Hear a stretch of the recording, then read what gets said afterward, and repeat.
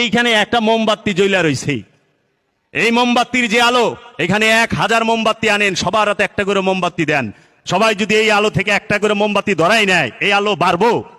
এটা কমবো? এটার কোনো ক্ষতি হইব? এটার কোনো লাভ হইব না, কিন্তু ধইরা যাইব সবাই। কিন্তু এই মোমবাতি ধরাই বেরোলে, এই মোমটা যেভাবে দাঁড়ায় রয়েছে এইভাবে আপনি ধরাইতে পারবেন না। আরেকটা মোম আনলে যে তার পাশে সোজা করে দাঁড় করান, জীবনও ধরবো না। ধরবার গেলে এই কাইত হইতে হবে, নত হইতে হবে। নত না হইলে ধরে না, জ্বলে না। এরা তো এলেমের অহংকারে আসমানে উঠে রয়েছে, আমি কি কম জানি? অহংকারে কোনোদিন খোদা মিলে না, নত হইতে হবে, নত হইলেই খোদা মিলবে। এর জন্য হযরত শাহ পরান বাবা বলেছি, যে যত নত সে তত উন্নত, যে যত নত সে তত উন্নত।